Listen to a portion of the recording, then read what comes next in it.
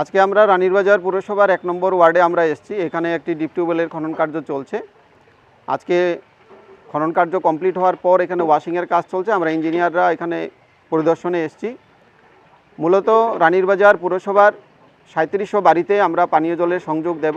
দুটি deep tubewell থেকে overhead ট্যাঙ্কের মাধ্যমে জল পরিশোধন করে আমরা এই পানীয় জল দেব।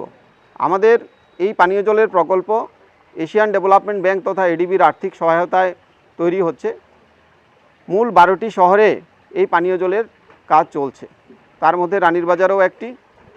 এই 12টি শহরে আমরা মোট 4টি ওয়াটার ট্রিটমেন্ট প্ল্যান্ট তৈরি করব, 25টি ডিপ টিউবওয়েল আমরা করব, 18টি আমাদের আয়রন রিমুভাল প্ল্যান্ট হবে এবং 19টি আমাদের ওভারহেড রিজার্ভার হবে। আমরা রেসিডিউ হেড 7 মিটার মেনটেন করে প্রতিটা পুরো এলাকাকে 3-4টে এরকম ডিএমএতে ভাগ করে ওয়াটার ডিস্ট্রিবিউশন মেজার করে আমরা এই পানীয় জলের প্রকল্প তৈরি করেছি এবং আমাদের নন রেভিনিউ ওয়াটার লসেস যাতে 15% বা তার কম থাকে আমরা সেই লক্ষ্যে কাজ করছি। এই প্রকল্প আগামী 36 মাসের মধ্যে শেষ হবে এবং এর মাধ্যমে 100% ওয়াটার সাপ্লাই আমরা এই 12টি শহরে আমরা করব এবং মানুষ কোয়ালিটি ওয়াটার পাবেন। মানুষের যে অভিযোগগুলি নর্মালি থাকে যে জলে আয়রনের পরিমাণ বেশি বা অনেকে প্রেশার কম থাকে, অনেকের বাড়িতে জল কম স্পিডে পৌঁছায় বা পৌঁছায় না, এই জিনিসগুলি কিন্তু আমরা এই প্রকল্পে অ্যাড্রেস করেছি।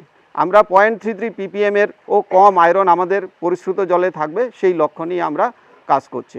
আমরা রাজ্য সরকার, কেন্দ্রীয় সরকার এবং আমাদের যে ঋণ প্রদানকারী সংস্থা এডিবি সবাইকে আমরা এই প্রকল্প অনুমোদনের জন্য ধন্যবাদ জানাচ্ছি।